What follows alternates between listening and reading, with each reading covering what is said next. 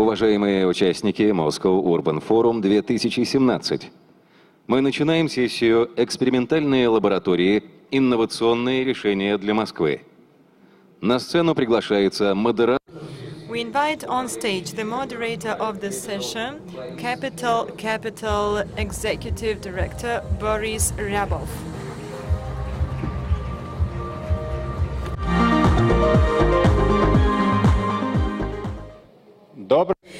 Hello! Hello, everyone! It's great that at the end of the second day we still have energy to think about the future of the city. And we'll have a little bit unusual point of view. And now you'll understand why I say so. What have we done? We worked at experimental laboratories of Moscow Urban Forum. It's a new forum where we thought about the future altogether. We had more than 100 participants, representatives of government, entrepreneurs, social entrepreneurs, social activists, bloggers, researchers. We had 4 teams. 4 experimental labs: mobility of the future, comfortable living, quality of city environment, and a separate laboratory was dedicated to analysis and visualization of data. We collected more than 200 applications throughout the year. We checked dozens and dozens of different projects, and within the framework of 4 days we thought about the view of the future, the image of the future, the common interests of stakeholders, different actors, subjects of the city. We thought about technological solutions on the basis of large trends, what is available today and what will come in the future in the next 10 years. We created a final project, and we will introduce 4 projects to you that demonstrate the image of the future. We chose such projects, and they will make presentations. Our conclusion is that a city has a lot of minds, a lot of eyes, and our work is more than just an analysis that any consulting company can perform, because we work together, and in cooperation we created more sense. How are we going to show our presentations? 3 points. We'll speak about technological future of Moscow in different spheres. We'll speak about images of the future of Moscow. We'll use different methods. Then we'll speak about insights and different areas of focus, what we can do, and the representatives of projects will speak. We want to have an open dialogue, a conversation. We wanted to have expert jury at the beginning, but now we just want to say that we have expert panel, because we are waiting for your feedback in a friendly way. Please share your opinion with us. Our expert panel: Sergei Lovkin, the head of the Department of Urban Development Strategy of the city; Alexei Fursin, the head of the Department of Science and Entrepreneurship; Alexander Polyakov, director of Moscow Trans Project; Moscow Dmitry, McKinsey & Company. Are you with us? Yes. Maxim Schaefer, Skolkovo Foundation; Azmat Yusuf, hello; Leonard Brody, Jeff Wilson, well, Jodas. Thank you for being with us. And now we're ready to start. We'll start with our image of the future. I invite on stage our team of the future, the voices of our big laboratories, who will speak about our activity. Please welcome on stage.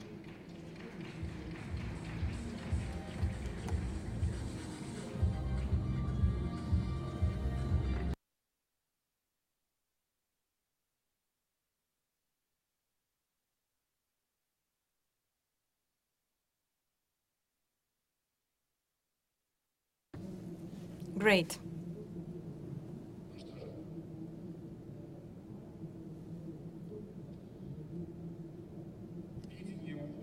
Vision for the future is an attempt to look in the future. It's hard to predict. It's unpredictable, but we can get ready for unpredictiveness.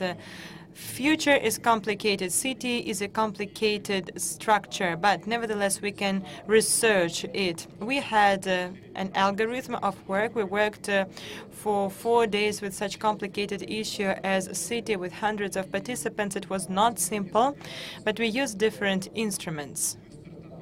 We started with the idea of positional design. So we thought how the image of the future, technologies of the future will look like from the point of view of businessmen, government, inhabitants, social entrepreneurs, and other regulating bodies. I give the floor to Irina. She will tell you what you see on slide right now. Hello, can you hear me?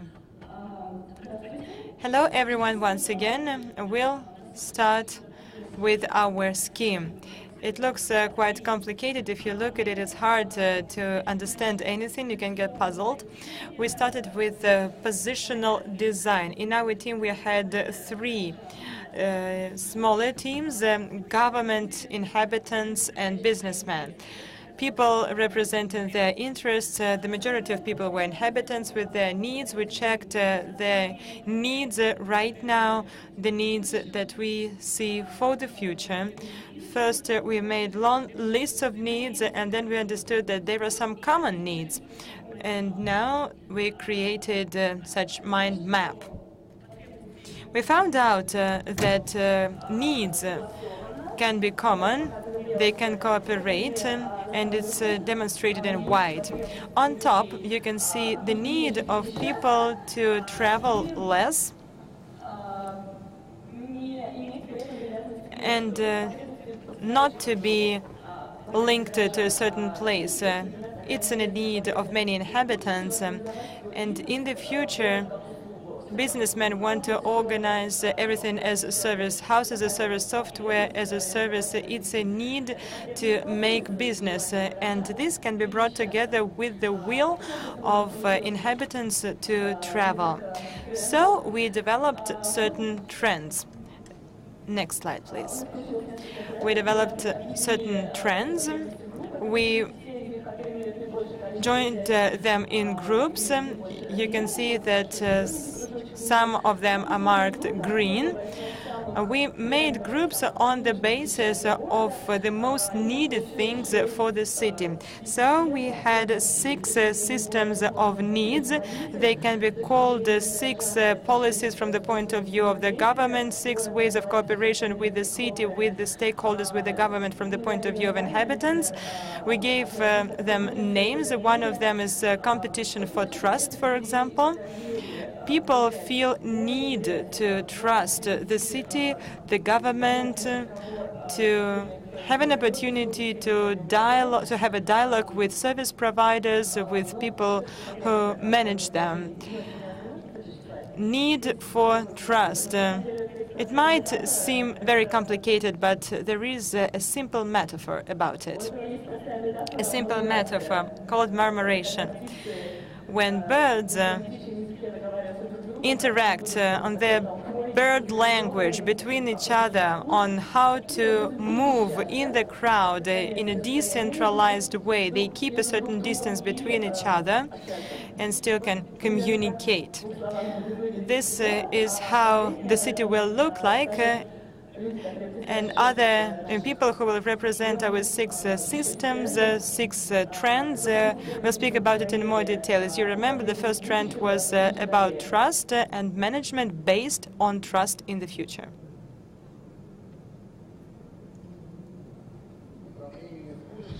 Governance of the future, or governance from the future, should we say.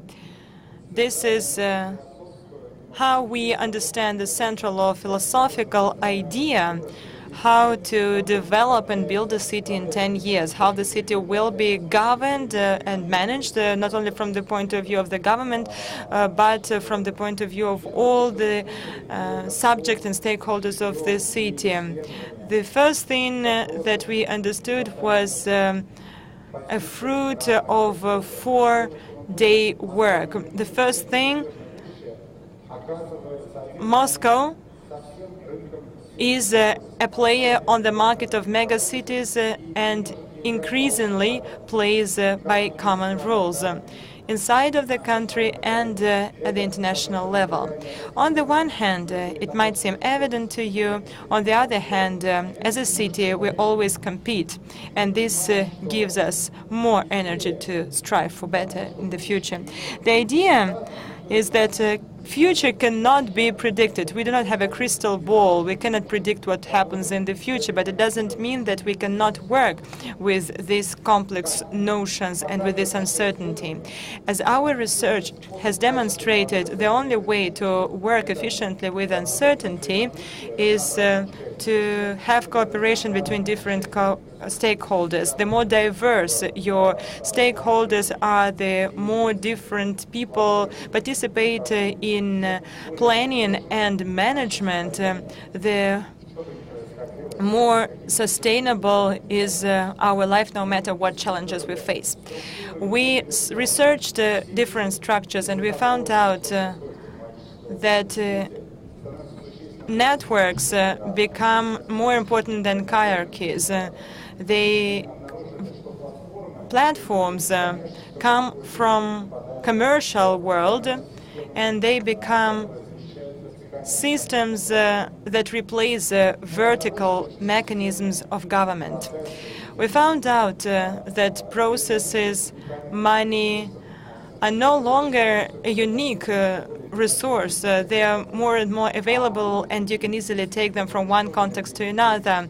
People and their sincerity are getting more essential. So people are the most important part of cities.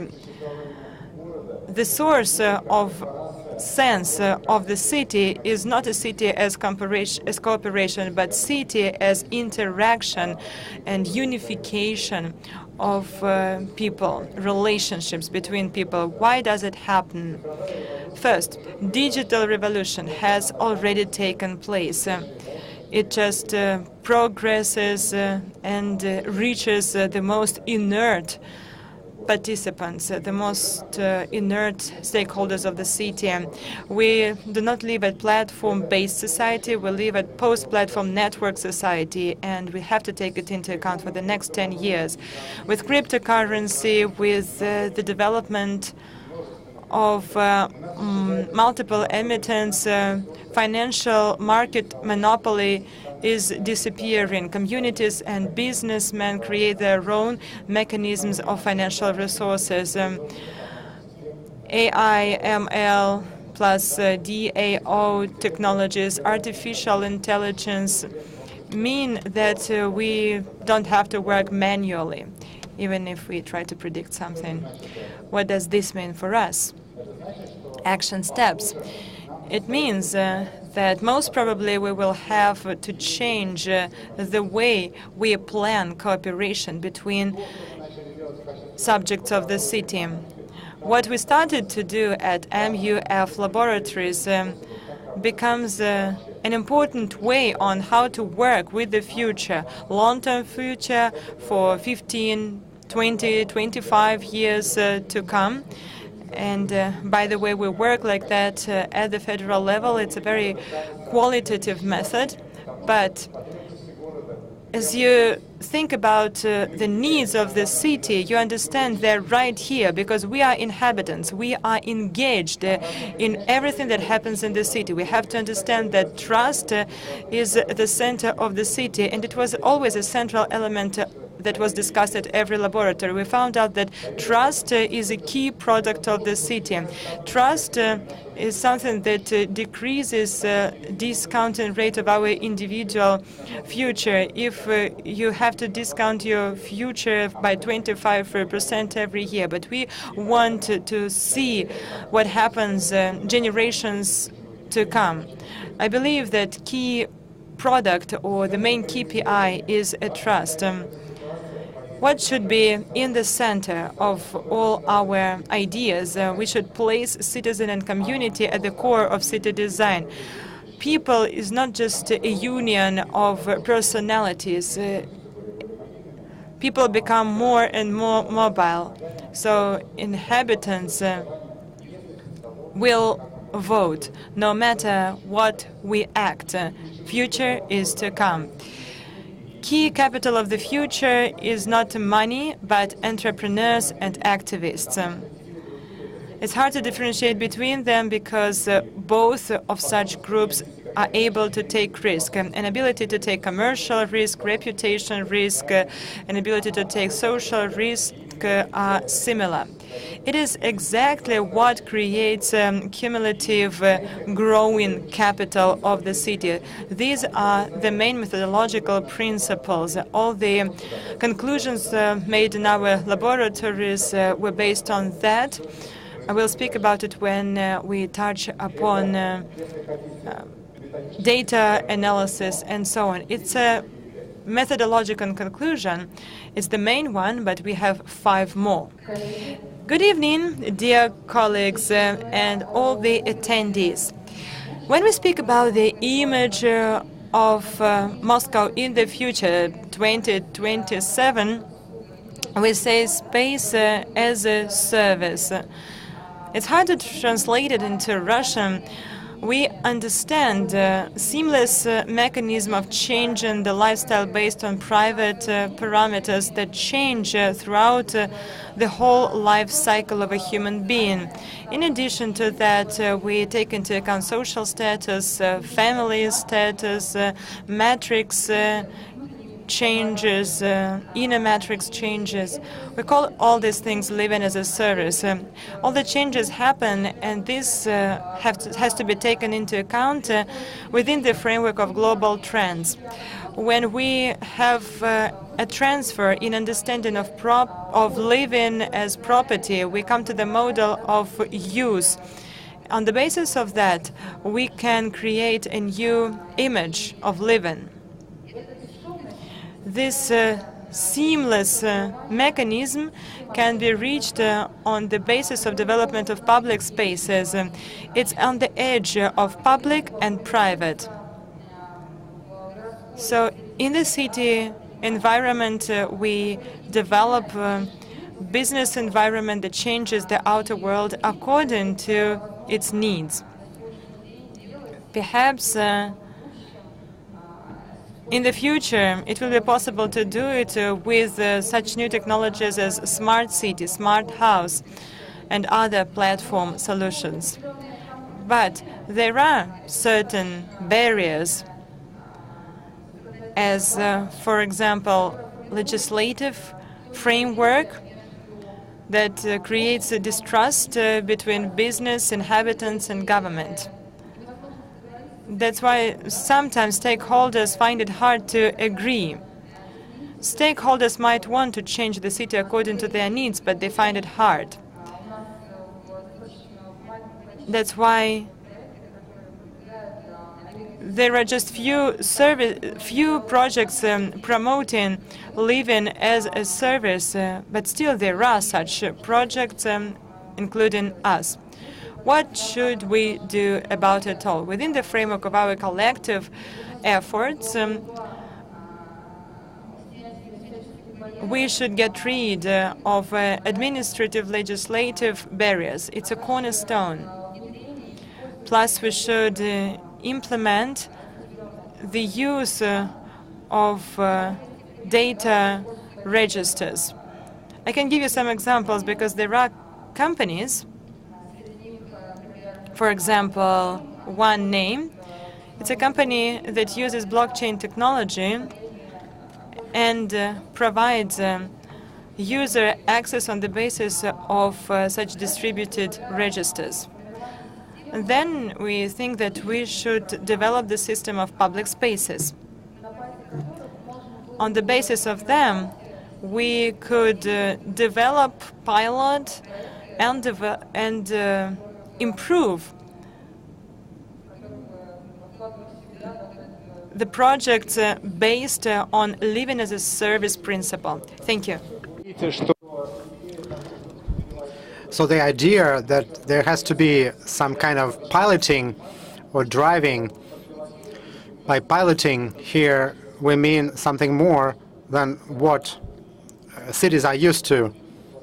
This is piloting where you really study the entire range of services and open data platforms for living assets, not just small laboratories or sandboxes, but just big cities or entire district, I mean streets or the entire districts.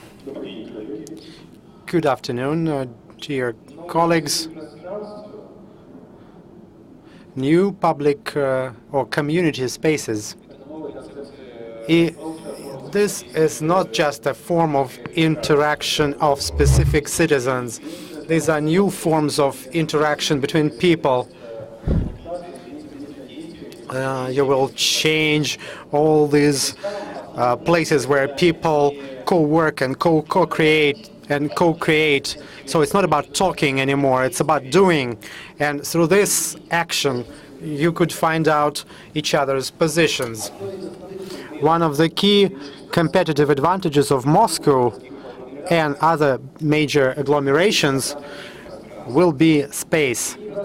Such spaces are formed on the basis of communities, on the basis of those communities' needs, based on some needs of a group that are in turn based on interests and that in-depth need of a human being to socialize, to be in a community.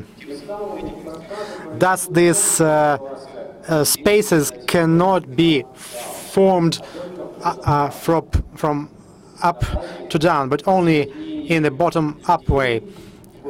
When you combine people into groups based on territories and on the meaning, this group will be the carrier of a group's needs,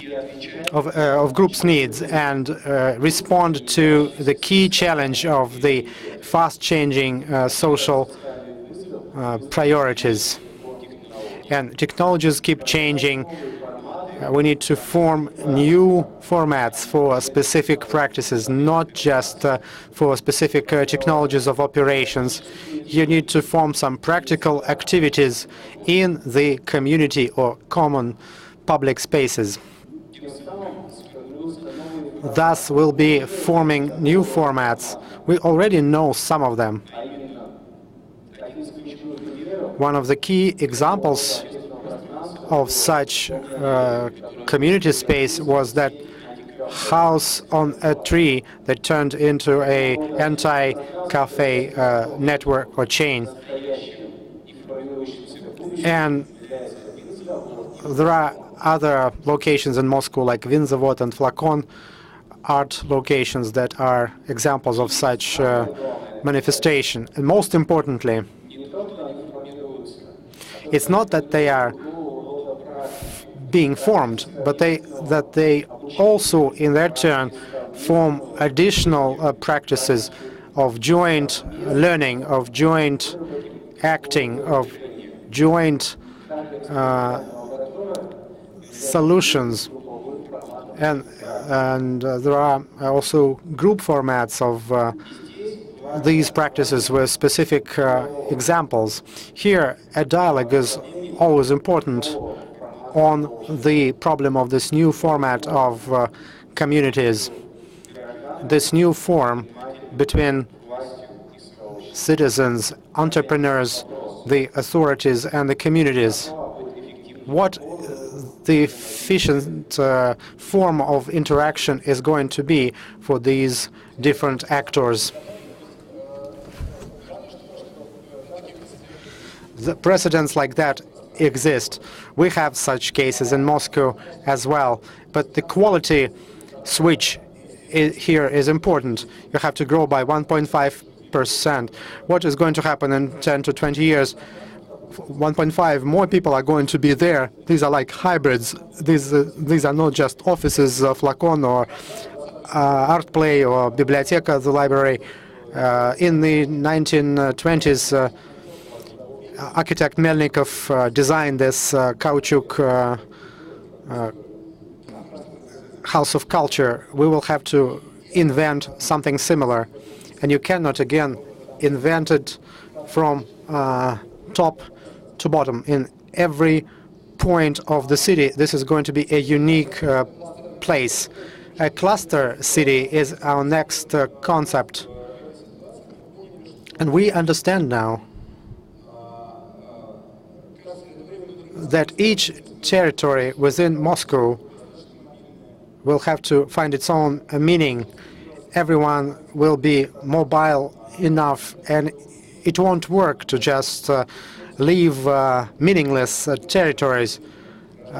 They will have to have some meaning for the residents who live there. That will require a different form of local self-governance. It's going to be network-based, it's going to be representative, and we will have to learn to do that, because so far it seems that this will have to be developed in Moscow. This is an unavoidable future, because it's also turning into a competitive position of the city versus other metropolises of the world. We also studied this phrase, the right for development. And the right for development only exists for such territories that make sense collectively for their residents, not for central planning, but for those who actually live there. It will be much easier to vote with their feet. It will be happening much faster. And examples of small districts with special meaning within big agglomerations in Tel Aviv, Harlem, and Amsterdam, and elsewhere, Moscow will have to learn to come up with such spaces, as we understood from our analysis. Why is it important? And what can be done with it? This could be used as pilots. You don't have to eat this huge elephant at once. We will probably choke, but you could have this as the basis of your pilot projects. And when you look at it as a cluster, you look at it as a cluster in a big country. You will have to identify some meaning. You will have to connect it with what's in it, business, community. And again, you have this idea of the right of communities for the city. You will need a program of preferences adjusted specifically for this territorial cluster, and we'll have to come up with a culture of local magistrates, and having no better idea of how to call it, we called it the local magistrates. And our next idea is Homo mobilis. This came up from our mobility laboratory. Here everything is fine with Moscow in terms of mobility. A lot was studied and researched, and we noticed and we looked at what was important from the point of view of citizens and what you need to look at. And we looked at this idea of seamless, in the sense of changing your social status. If I'm healthy, it should be easy for me, even if I have a dog with me, or if I'm sick. It's not only inclusivity concept, it's much broader. We also saw that comfort in or the process of you moving around is also more important, not just the money or the price. Do we need this mobility, these movements? And of course, it's not always an issue of our transportation system, it's our way of life. Perhaps we will need fewer such movements. Freedom to use all means. We have this nice poetic idea about the right for air. And that's what one startup is all about. Air, in the next dozen of years, will be an active environment where there will be a lot of movement. I think in Dubai they already have driverless, autonomous flying taxis. And it's space as a service and digital equality. It means that 10 years from now, each one will be able to see any information at any given point and use any vehicle. What else will we need to do? It's important for us to come up with new zones and forms of pilots to study MVP for startups that work in mobility. This is about laboratory of distant future and open design of alternative transportation forms, and to test something new or a new idea in transport. You need real streets, real districts, and you need to learn that. And finally, this city as an open service platform. And here I give the floor to my colleague. When we talk about Moscow 2027, that's already open platform for services. Moscow in 2027 will continue to compete with global cities as it is doing now. This process has already started. We have active citizen in Seoul. They have 1001 dreams of Seoul. We have open data in the government of Moscow and Chicago. It also exists open data of the city. Using this data, the entrepreneurs offer the town services that may deal with the citizens' needs. This process has already started, and now it's not about how to get there, but how fast are we going to get there. How we scale up technologies. You can do it within a year in the city, and then all cities will be developing like that, and there'll be this exponential growth for these platforms of communication between citizens and authorities. And here's the question: what is to be done? And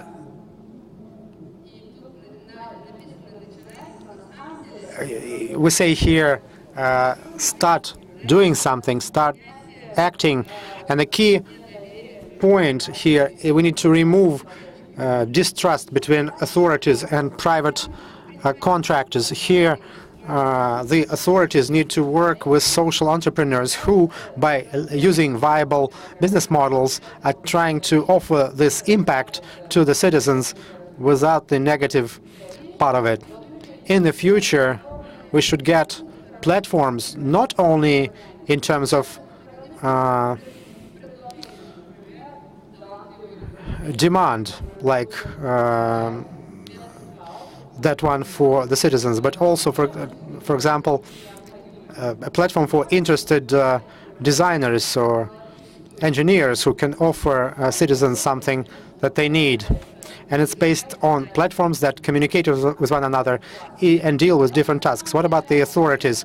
Authorities stay the way they are. They just revise their function and turn into an arbiter that sets the rules, the framework, remove non-bona fide suppliers of services or some manipulating citizens or local communities.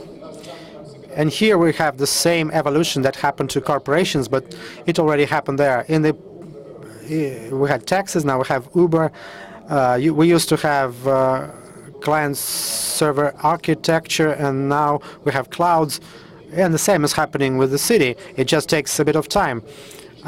This is the concept of the future. In 10 years, we'll get there, and big cities will be there, and we'll get there. The most comfortable and soft and productive way to get there, and we need to do it together, because the feedback speed will be so high that it won't work to try and go there separately. All stakeholders will have to make arrangements. This is where our presentation of results, methodology results in our study of the social system of the city has happened. We have 6 major areas. Dear panel of experts, if you have anything to say or you want to ask something, do so. We tried to keep the integrity of this discussion, but you have to realize that in 4 days You cannot do the work that require years.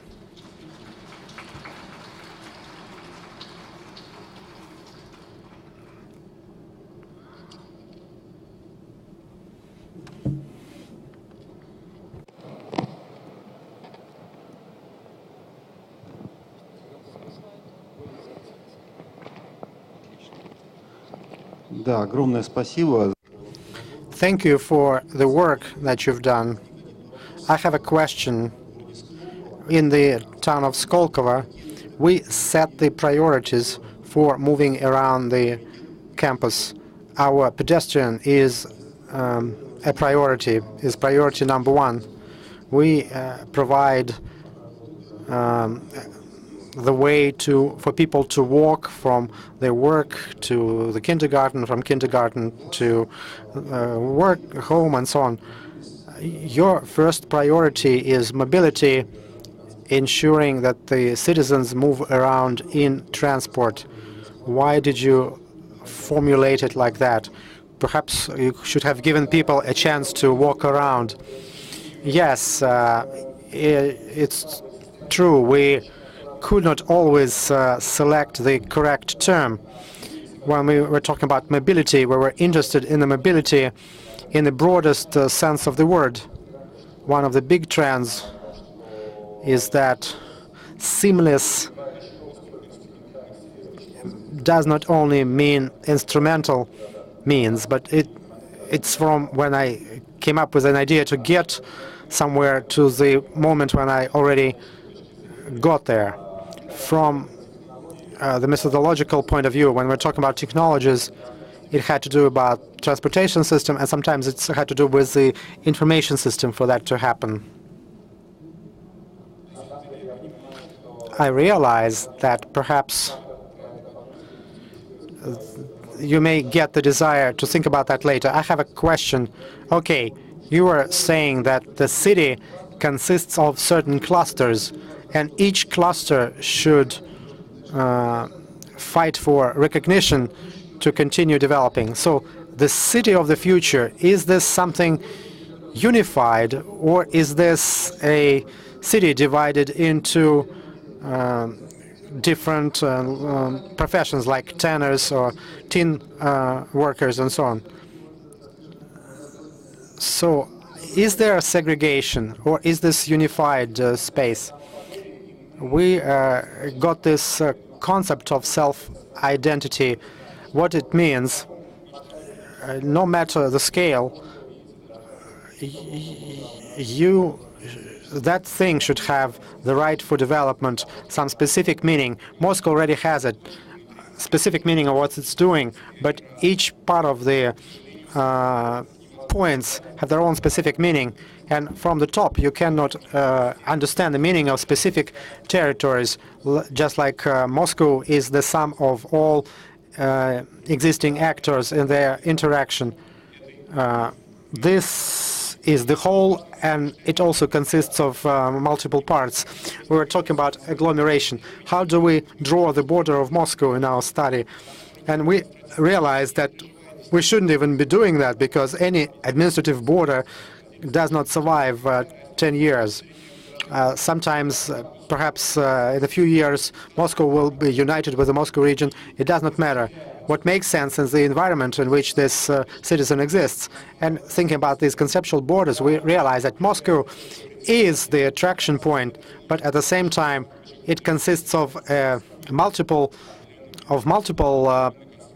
points that are connected to one another. The question is how to manage the meaning of those clusters, and that can be done only through active interaction. May I add something here? Is Moscow a set of separate points, or is this a unified multifunctional space? It's both. There is functional zoning, so clusters are not a city with a monofunction. These are areas that have different functions, but at the same time, a cluster city is a city that is a homogeneous environment. And That's what most modern urbanists offer now. They talk about decentralized cities, but a decentralized city is not a city which has a lot of small centers. It has some third meaning. So we are in this contradiction between a mono function of one zone and polyfunctional nature of it. They should be clearer. Okay, we have this law on the functional zoning of the city where everything has already been divided. That's according to the law almost 10 years ago. Now we're talking about a somewhat different format. If we talk about where the borders of the city end, if it's 1 hour drive from home to work, this is your agglomeration where people live and work. If we're talking about additional functional development, as we move from home to the city, there are additional points of growth where people want to come to develop. And if we're talking about that, that's quite an interesting approach. I would be interested in the results. Here, I would suggest doing the following. Let's get back to this discussion at the end. We'll have to go through additional circles. Perhaps something will be covered, something not. We will have some interesting approach about data visualization. I think somebody else had a question.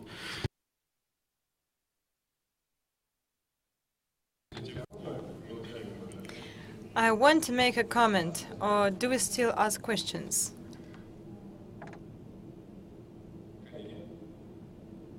Colleagues? 2 more comments or questions, please. So that we all have enough time.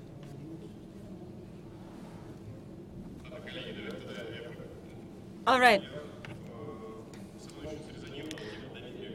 Colleagues, I really like the topic of trust. I think it's a fundamental topic for Russia, for the city. Researchers demonstrate that trust influences economic growth. There's also analysis showing that in Russia, the level of trust is truly low. I'm sure you will think about it in your next surveys, but do you know that there is a formula of trust in the book of Trust Advisor, and in English it goes credibility plus reliability plus intimacy divided by self-orientation. So it's like reputation based on knowledge and proper actions plus reliability when the government lets the inhabitants down, or the inhabitants let the government down. Then self-orientation.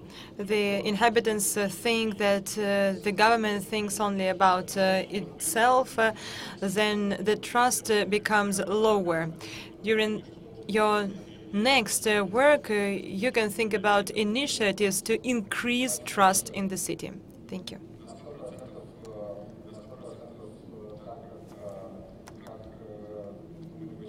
Thank you.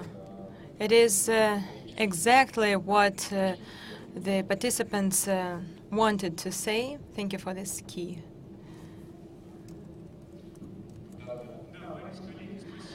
Boris, colleagues, thank you for sharing your image of landscape with us. It's a very optimistic landscape where we will be happy to work. You created our interest, and we will be happy to know more about your projects. My question goes like that. In your presentation, you said that the cities would compete between each other, and it will be reflected in their regulations. There is no doubt that cities will have different regulations. Some will be more brave and efficient, and some will be more conservative and bad. And those who will be conservative and bad most probably will be displaced from the race, from the competition that you are talking about. My question is like that. A city within the framework of technological innovation, does it mean competition of regulations? Or have you thought of the city as technological offshore, or city as different clusters, different territories? Are you talking about this when you talk about clusters of technological experiments and cooperation of the city with activists? These are two different concepts in our understanding. I'll give you an answer on behalf of the whole group. A space for technological experiment is just a way to adapt to the future in a smooth fashion. It's a space where you can get rid of barriers. Russia has a lot of inert processes, and many things are hard to do. We will demonstrate it when we show the projects. As far as activists and community and their interaction is concerned, it's a different topic. It's about cultural shift. It's about understanding that activists and community are the ones who own the city, and the only position of a citizen is inclusive activism. We have come to conclusion that if the former model of community management disappears, global cities come to it because the vision of the future is all about the engagement of people, then activist position is the only thing you can do. I'm an activist in this sense, but I'm incorporated into social fabric of the city. I don't know if I gave you precise answer to your question, but we have two concepts. Thank you. Let's move on. Let's speak about a deeper level, the work of our laboratory on visualization of data. We thank the team of the future, and I invite on stage data visualization team.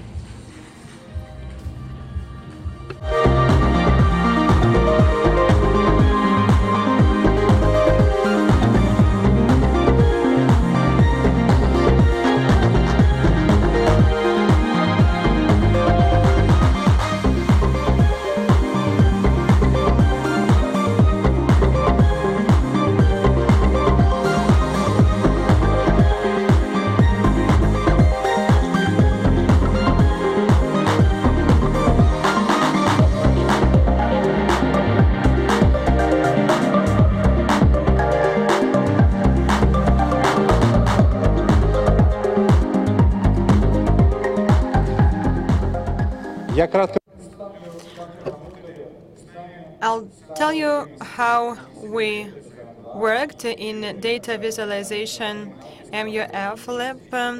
Daniel Nagy from Columbia University was our mentor who helped us to work with the data, because city gives us a lot of data. As it told us, the majority of this data was analyzed for the first time like that. We had only 2 days, right? We had just 2 days to work with the data. Wonderful teams performed well, and even during 2 days we managed to find something out. Imagine how much knowledge we can gain if we work longer. Sarah? Great. So first I just want to say thank you for the organizers for inviting us here to work in the experimental labs. It's just been a great experience to work with these wonderful group of expert data visualizers. You know, Moscow is collecting more data than ever before. And in fact, just in the last 2 years, the amount of data that's been collected has grown exponentially, and not just exponentially, but in a higher quality. This is evidenced by just this data visualization that my research lab was given just a couple months before we came to Moscow. This visualization is actually looking at cell phone data in Moscow, and you can see that it actually shows us highly detailed information about how people are moving through the city, where they're moving through the city. And this kind of information, this highly fine-grained details, can really help us make decisions about transport, flows, services for the city, and can create really important decisions that can help our communities, particularly transport. I know a lot of you guys have been stuck in traffic jams, so next. So what did we do here? How do we work with this data? We had 4 different teams that were developed and working with a Moscow city rep, and they were given over 15 gigabytes of data. And they had just 2 days to analyze it, and they developed kind of 4 different insights to really think about the impact that data visualization could make. And I'm pretty excited next about some of their results. And we have a team that used a really new innovative technique, machine learning, to look at crime data, and we'll see what their results are for that. But I'm really using something that's different that hasn't been used before. We have a team that looked at spatial pattern recognition. This is also looking at the patterning of data to analyze whether policy outcomes were effective and actually produce the results that they wanted to produce. And in this case, they were looking at a housing issue. We also had a group that looked at spatial modeling and using spatial modeling techniques to look at the relationship between disease and environmental conditions. And finally, we had a team that was able to derive data from existing data. So they didn't have any data about noise, and they figured out ways to derive data from existing data to create a new data set. And I think one of the great things about these 4 groups is, that came together is they used not just innovative techniques, but they really made some new insights. And I think we can see just in those 2 days, if they can make the insights, what can they do if they have much, much more time. So I'd rather stop talking and let our group say about what they have been able to do. And so let's go to the next slide and look at our first group. Thank you. I represent Urbica Design and Alex Kukushkin Data Lab. It's known that noise has a negative impact on health of people. Large cities are full of noise, a lot of construction sites, a lot of people. It all has an impact on the quality of city environment. Nevertheless, we know that there is it's cost really a lot of efforts and time to collect data related to noise in the city. So we developed a model to analyze the noise on the basis of roads, streets, and different sites creating noise in the city. We created the map of noise in the city from scratch. In our model 1.0, we used the data of city mobile systems. We use different sensors. On the basis of that, we managed to create the image of load of different roads. And then we brought together the load of the road and the noise that it generates. Plus, we know that in a dense city environment,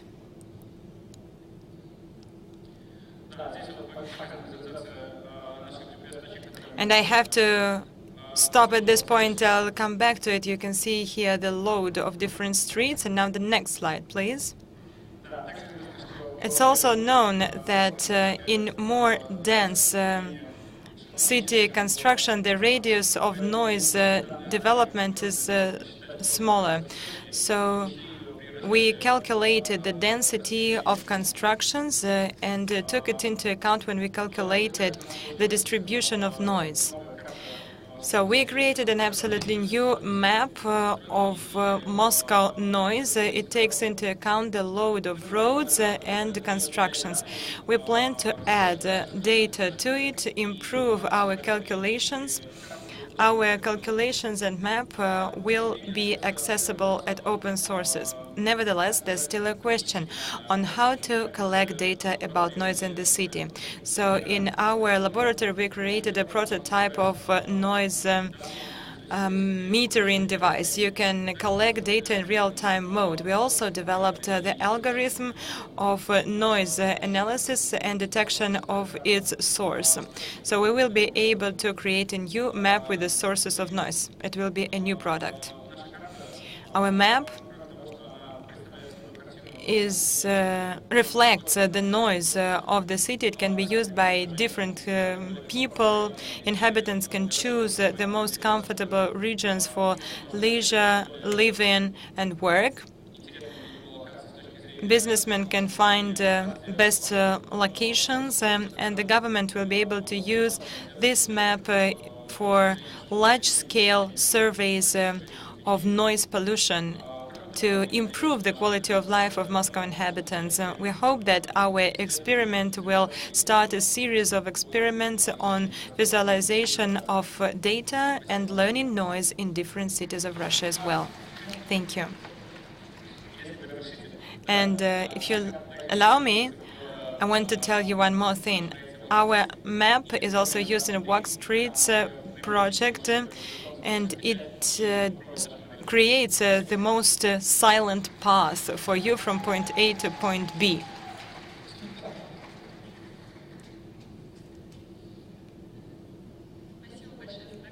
Thank you for your report. 1,100,000 pupils live in Moscow. For every 1,000 children, there are children who suffer from asthma. This is about 25,000 children from Moscow who are diagnosed with asthma. And our team, Geoanalytica, wants to touch upon an important issue on the visualization and use of data to survey the asthma among children and causes of asthma. We talked to experts and we know about allergies, environment, passive smoking, and other reasons of asthma, but we would like to focus our attention on environment, quality of environment, ecological problems. As part of our work at the laboratory, we were given information about children with asthma and how many times they go to hospitals. As you can see here, there are flashes that demonstrate children suffering from asthma, as for example, spring. We decided to use the data and analyze them in a deeper way. We found out there are also other locations that show the outbreaks of asthma among children. Here you can see places or hospitals where children go. With the help of visualization, we can analyze the data and find out more about dangerous districts. But how is it related to environment? We want to learn how the quality of environment has an impact on the outbreaks of asthma. Industrial areas create a lot of hazardous emissions, and inhabitants living in the neighborhood are influenced. In yellow on the map, you can see where children live next to polluted industrial areas, and they have to go to outpatient facilities regularly. We also analyzed the distance from roads. The same situation, the higher the density of roads is, the more children suffer from asthma. I believe that even with the small amount of data that we received from the one-year survey, we received information about different seasons, different factors of asthma development among children. And if we continue this research and get more data, then we can, for example, prove that the law that prohibited smoking in public spaces was efficient. We can analyze passive smoking and how it impacts children. At the same time, we can prevent asthma. We can find out what concurrent diseases children suffer from and use preventive measures to decrease outbreaks of asthma among population. We also believe that cooperation between businessmen, government, and experts like us will help visualize data, determine new trends, forecast better, and then Moscow will be a place where children will suffer from asthma less. Thank you.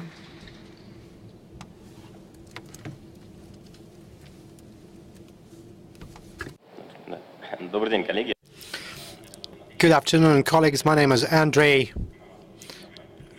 I represent the Polymatica team and company. We develop analytical platforms to process loads of data with the use of predictive analytics and algorithms of machine learning. Thank you for inviting us to take part in these experimental labs. As part of this lab work, we chose this renovation program topic based on the data that were provided by the organizers and the data that we could find in open sources.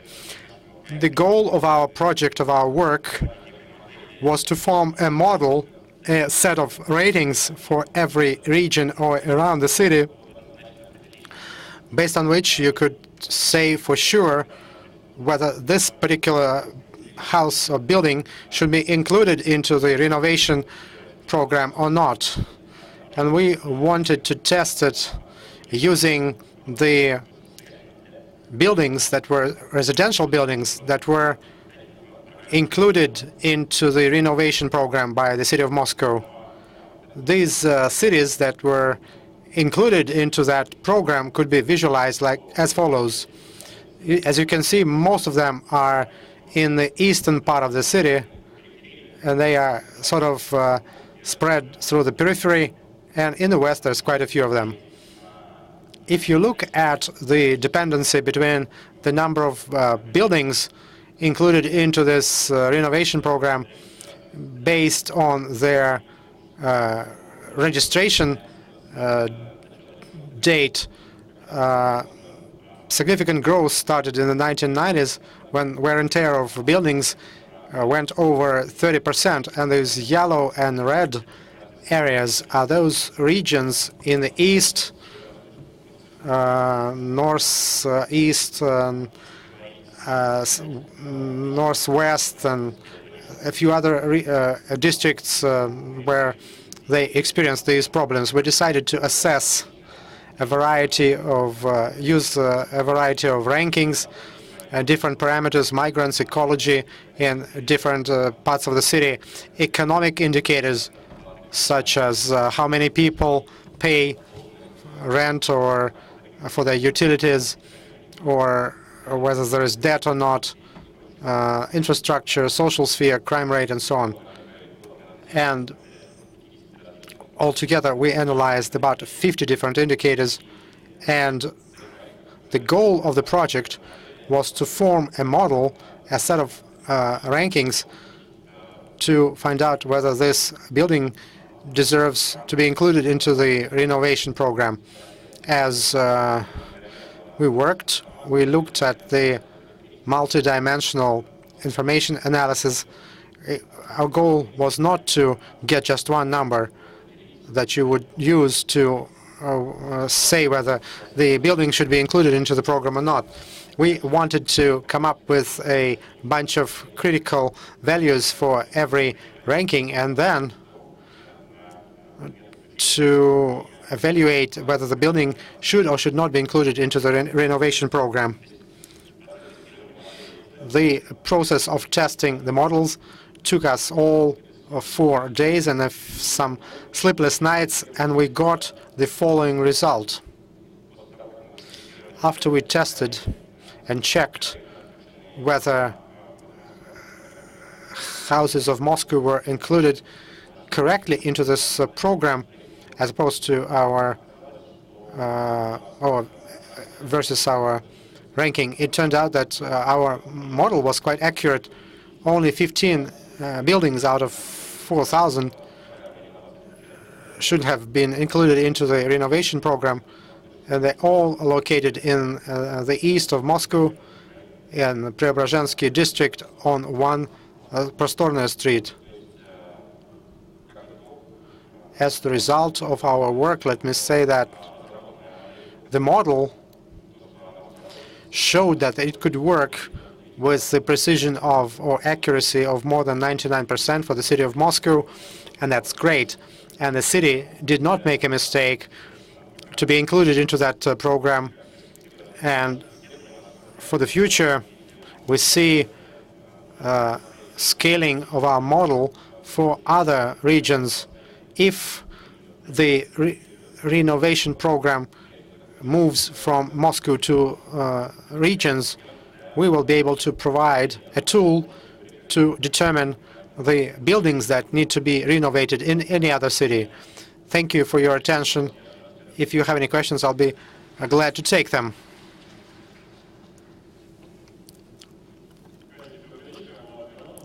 Vlad Mironov, represent Conundrum, a consulting company in the area of data analysis and machine learning. One of the tasks was to decrease the number of crimes and traffic accidents, murders, and thefts. And we were able to deal with that. We united 6 different sources of information during those days, and we got more than 100 different features and parameters that allowed us to solve the task.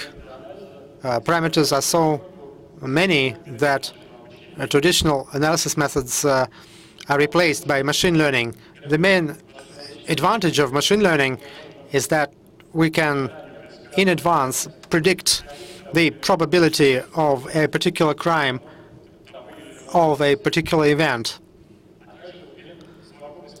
And together with universal solution method, to find the most appropriate street configuration, considering the opinion of citizens and the budget of Moscow. Behind me, it's not just visualization of statistics gathered in the course of last 2 years, but behind me, we see the results of how our model works, which predicts the most dangerous parts of the city of Moscow. These models can be used not just in cities like Moscow, where there is complete statistics for traffic accidents, but also in the cities where this statistics is absent or there is limited access to it. One of our key tasks of our team was to decrease the amount of traffic accidents in Moscow. We built this visualization map. We found the most dangerous sections, and this is where, for example, Kutuzovsky Prospect crosses the so-called third ring. When you select the optimum parameters and speed modes at this section, you can decrease probability of a traffic accident by 15 to 20%. Such models are just a first step towards complete use of machine learning. In the next several years, such models will be able to save thousands of lives and hundreds of millions of rubles for the city budget. One of the developments of this model would be details about crimes, adding new sources of information and solving new tasks. Thank you for your attention. At the last slide, we see this reference to our interactive map and our complete presentation. Thank you. Thank you. And this is only 2.53 days of work of 4 teams. Imagine if the city gave us terabytes of data, not gigabytes of data, and we had thousands of analysts. Imagine how much we could have gotten from it, and such opportunities exist. I thank all of you. This was great work, and we are moving on to our projects. We're running out of time. That's why please be quick about them. If you have any questions, if you want to ask 1 or 2 questions or make a comment, okay. We're talking about involving citizens into dealing with problems of the city. Asthma was mentioned, congestion of roads, there is a dependency between speed limits and emissions. There is this task to reduce noise, another huge dependency between different speed modes and the noise. With a lower speed, you get lower noise. 3 years ago, there was a survey, and I was one of its initiators, to change and reduce the speed limit in downtown to 40 kilometers per hour. So you think that it was not approved because citizens voted against it, but the most active were the opponents of that project, not those who initiated it, not those professors or trustworthy people who voted for it, but those who were active in the voting who were against it. If we do the voting at that section of the third transport ring, we all know that they have speeds of 60 or 80 and then 60 and 80, and we have traffic accidents. If we vote and if we actively ask people to take part in that project, do you think majority of voters will be for or against change of speed? Or will they again say that the authorities want to make it feel uncomfortable, us motorists and us make us feel worse? It's a rhetorical question. We have an informed answer to this question. If you ask a 3-year-old child whether he wants ice cream, even if you know that he is going to get sick, they will still want the ice cream. And the point is, the availability of those data allow you to inform.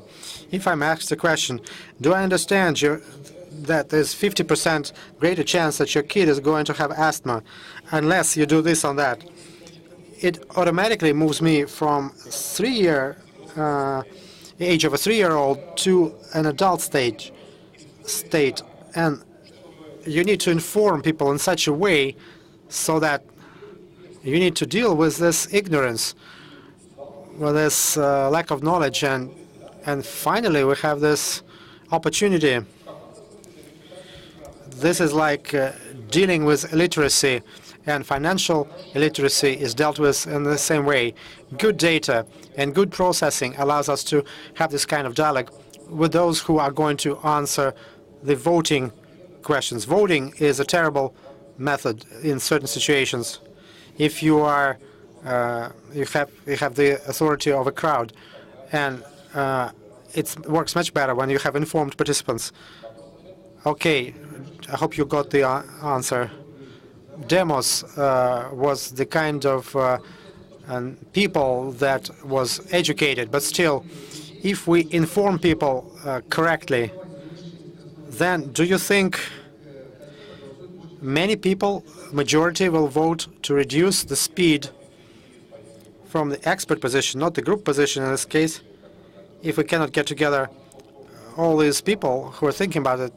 If a Coca-Cola can says that it contains so many grams of sugar, I will be drinking less of it.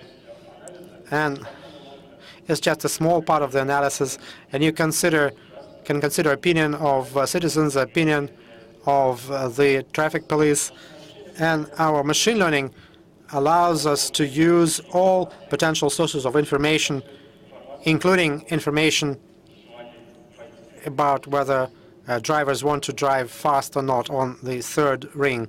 Thank you. Thank you.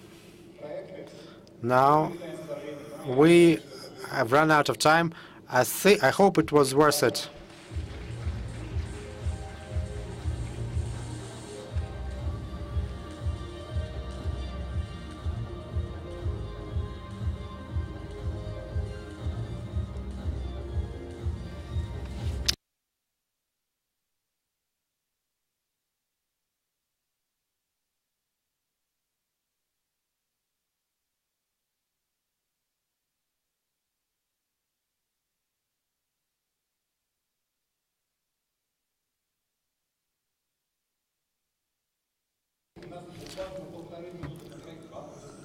Let me warn you, we have a minute and a half for each project.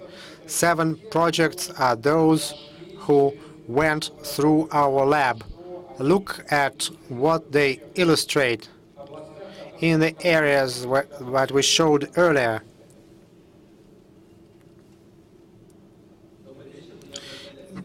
Good evening, Oleg Palfinionek from Copter Express. I'm waiting for my presentation. I'm quite sure you know what a quadricopter is, a drone. You know how sometimes they deliver freight over air. Some years ago, my company was one of the first that delivered pizza by air using the drones in the Russian town of Syktyvkar. And pretty soon this future will be affordable and available to anyone. But now we are going to be the company that will make Moscow the first city in the world where this new way of quick, comfortable, safe delivery will be available to every resident. I want my presentation to be turned on. Drones may take some burden off the roads. They can become the driver for the internet or e-commerce growth. They can decrease virus or viral illnesses by delivering drugs directly to the sick people, or even deliver a defibrillator quickly to an accident site. We made our drones so smart that now they can fly autonomously without human beings. That increased their safety and dropped the price of every flight to just 30 rubles. This device can make 10,000 deliveries in 2 years, delivering twice as many parcels as a courier on a bike. We want the air to be open for drone flights, at least in 1 suburbs of Moscow, and there we'll be able to show you that the delivery by drone is the quickest, least expensive, and absolutely safe way. Our drones are willing to are ready to take off, and we're waiting for your decision. Thank you.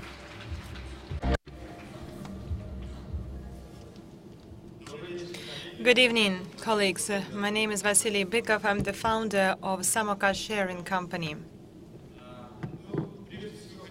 First of all, I'd like to speak about problems in modern world.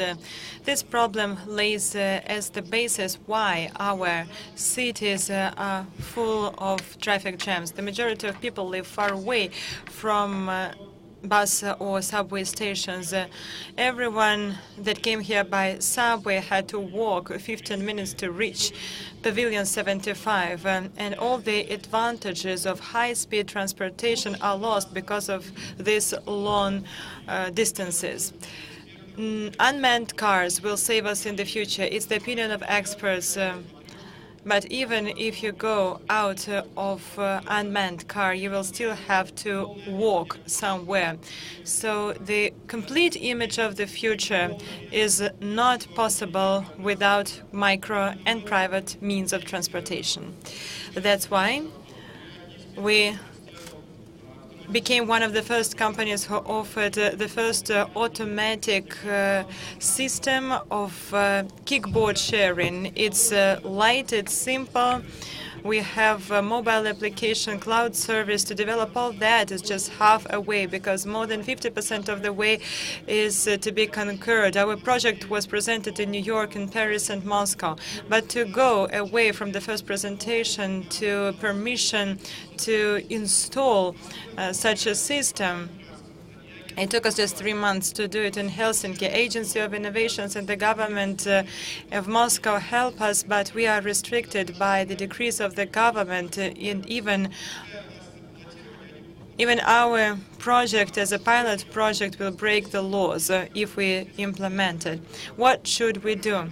There is an interesting example, renovation program. The new condition was that during renovation, some decisions will not be efficient on this or that territory. Why shouldn't we use the same conditions for piloting startups? Then citizens will get really exciting services, and members of the government will not be afraid to be punished or lose jobs because their decisions will violate rules and regulations. We understand that the development of micro-transportation should be done in a systematic way. The pedestrian areas are actively developed right now, and it requires a comprehensive approach to the development of all types of micro-transportation, kickboards, roller skates, and other things. They have a lot of different characteristics, like comfortable, not comfortable. We should use a systematic approach, starting with our project. We are getting ready for the World Cup 2018. We should start to change some of decrees of the government right now and create the first in the world network kickboard sharing. Thank you.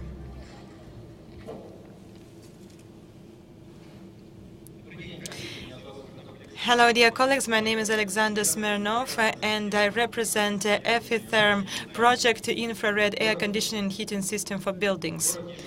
The city spends billions of rubles every year to construct heating networks and air conditioning of buildings. And usually, microclimate is quite bad. In our buildings, it leads to economic losses because of inefficiency of people who work in such buildings and disease incidents. Our product allows to decrease the construction costs of heating networks and to decrease operational expenses for air conditioning of buildings by 45–75%. We can create micro-zoning, and we can create the so-called climate control in the small zone with the area of 1 square meter. It means that in one room, people can have individual temperature settings. Even people sitting at one table can have different temperature around them.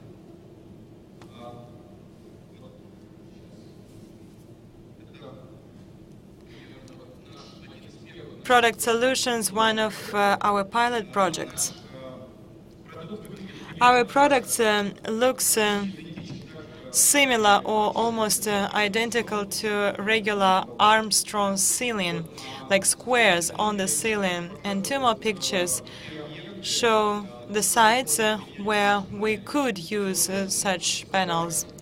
The thing is that we can create comfortable microclimate at large areas, open spaces.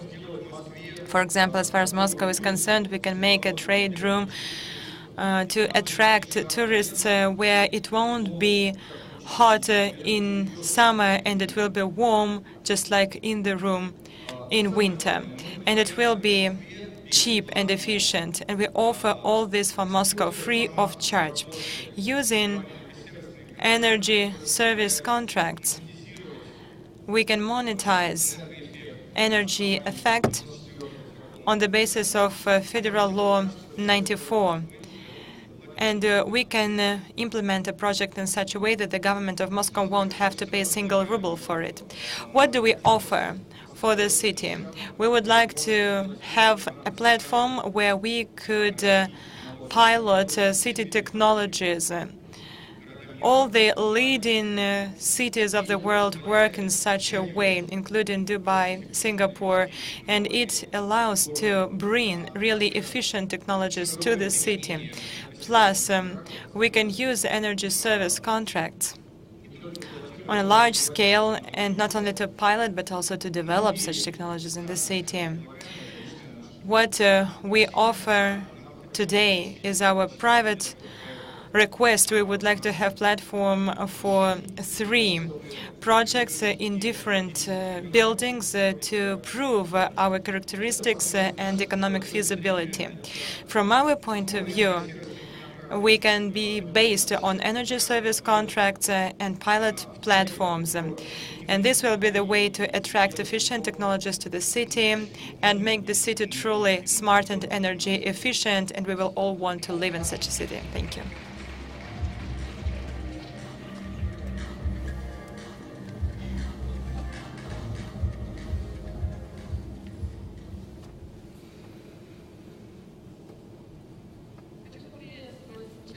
I'm happy to greet participants of the forum. My name is Alina Didenko, and I represent Channel Photon Systems. I think many of you face the problem of dark underground crossings, especially for children and women.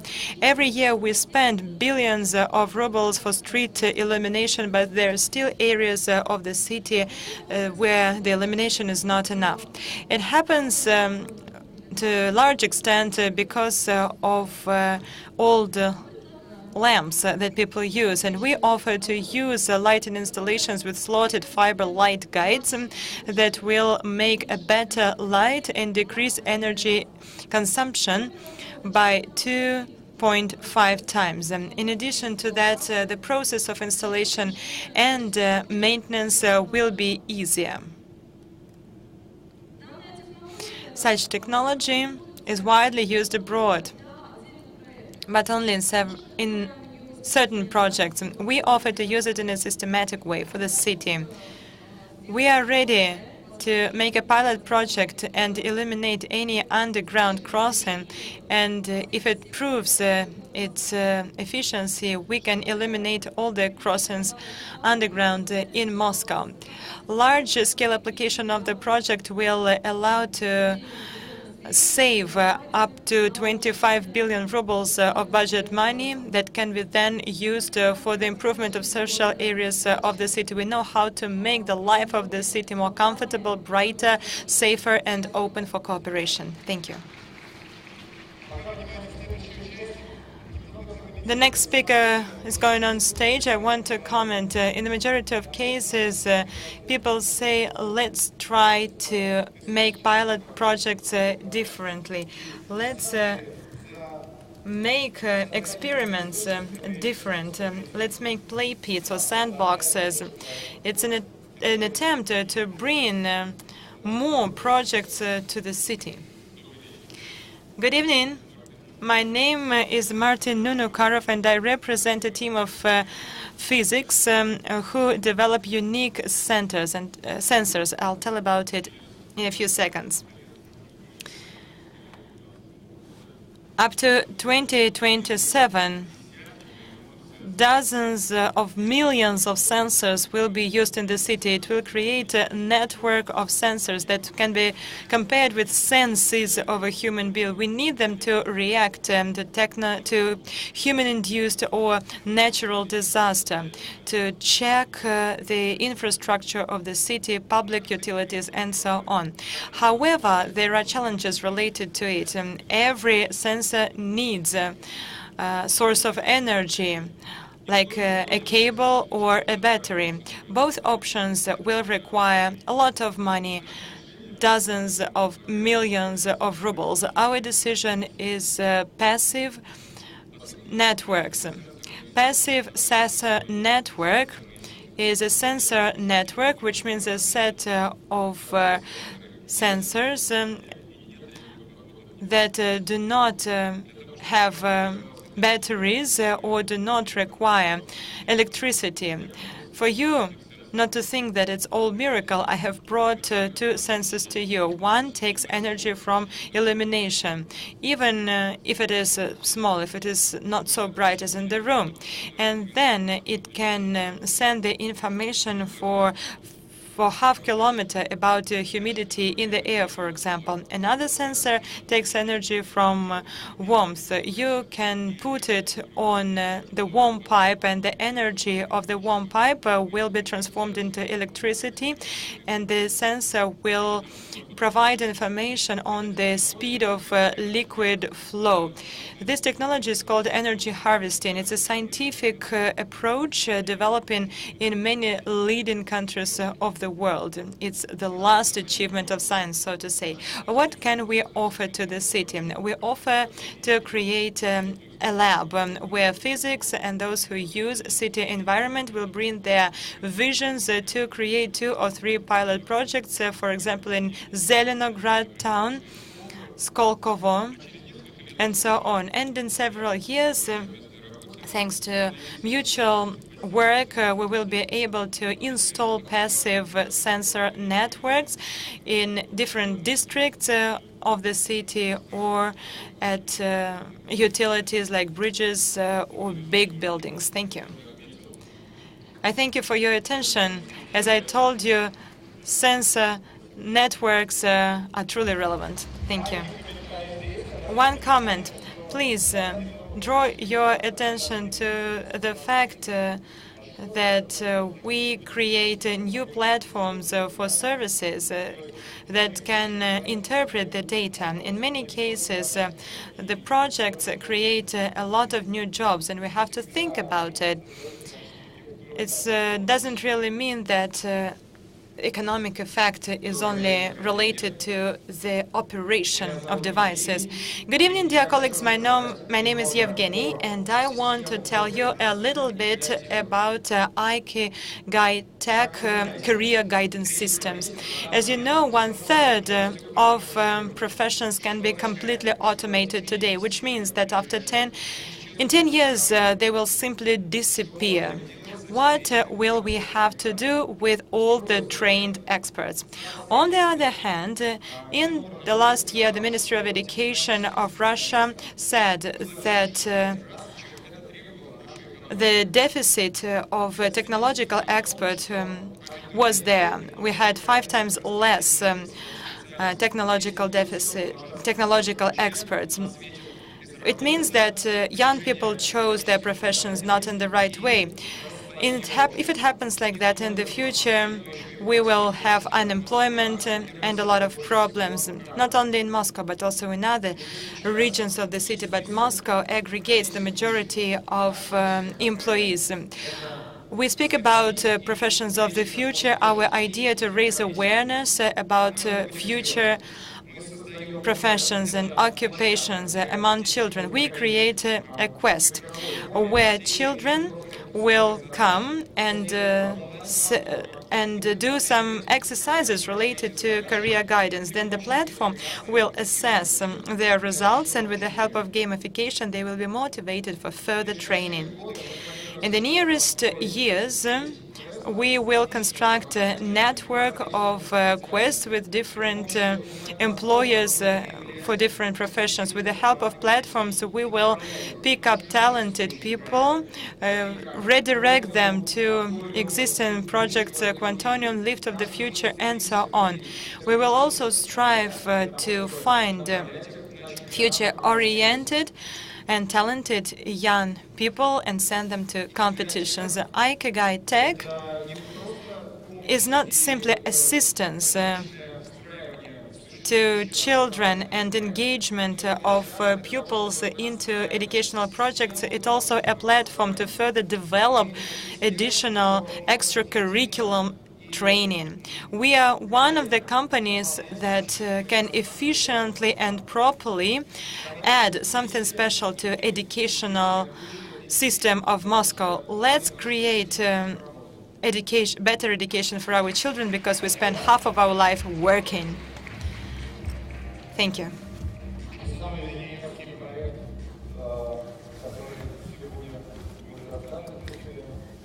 And ICABAN, the next project.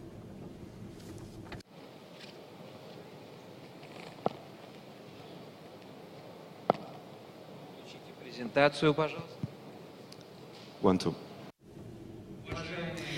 Distinguished ladies and gentlemen, we live in the city where there is just a little bit of space for people. Our roads are covered with cars. Cars pollute the air that we breathe, but emissions also cause the problem of global warming that we touched at the forum. An attempt to develop a bicycle movement in Moscow is there, but unfortunately we have bad weather conditions. And today we would like to offer a possible solution, EcoBan project, developed by a team of architects, economists, medical experts, and engineers, according to the principles of sustainable development, in order to solve the problem. What we have here, the EcoBan, is a vertical transportation system based in the vertical master planning for the design for our cities. It's a new vision. We have a 10,000 years just visualizing our cities just in the horizontal way. But it's happened that we have a new technologies right now.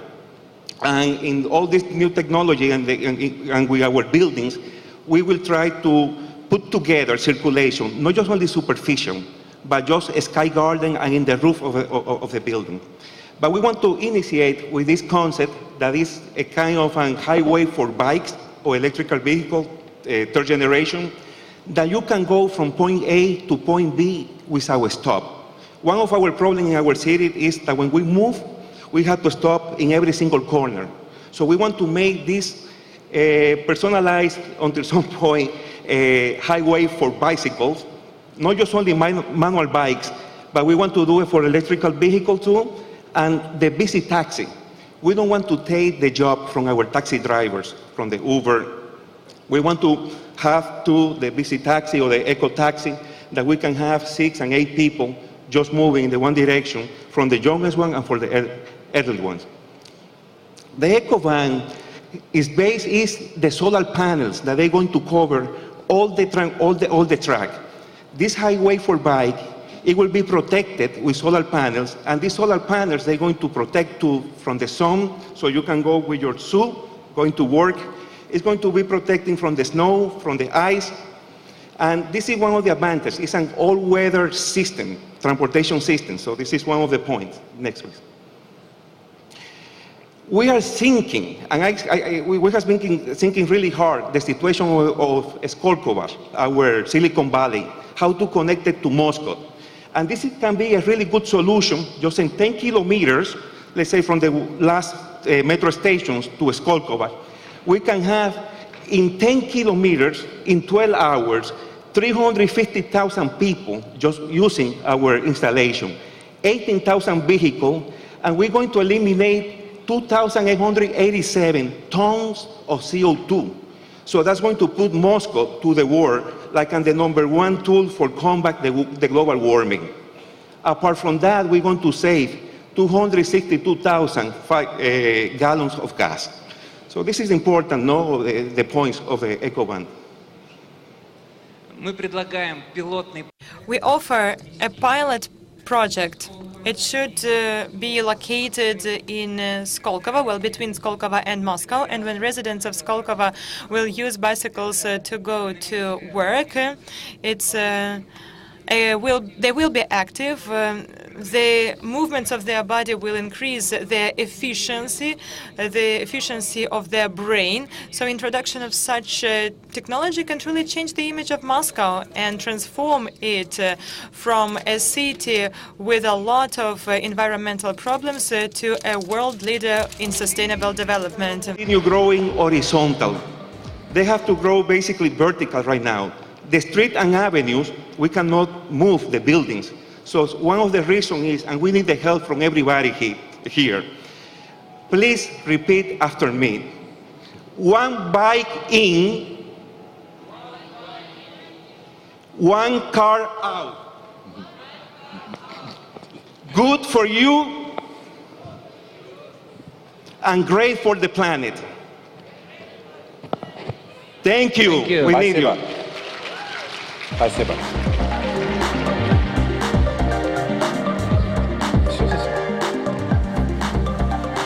Ну что же, это были... Okay, those were same projects illustrating different areas. There were more infrastructural projects than social projects or humanitarian projects. This was a certain choice. And if we open up this flow, more people will come. Our goal was through the laboratory to show that these are connected things, and conceptual planning and design, working with data and projects in one link gives you better effect. You understand why you need every individual technology. They give you qualities of your social system. This is what our labs were all about. And now I'd like to give Sergei Lovkin an opportunity to join us up here. And experts, Sergei, what do you think we can do with that in the future? Good afternoon, dear friends. I am an official of the Moscow government, and I spend half of my time with something interesting. I love my job, and I am a professional civil engineer, builder. By my mentality and my attitude to life, I want to change things. I want to build things.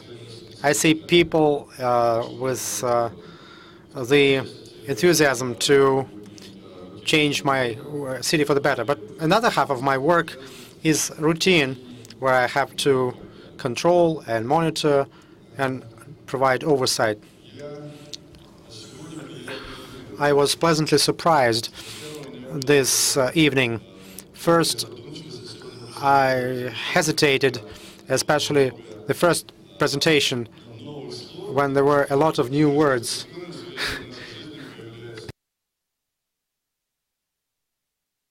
Because there's so much in our life,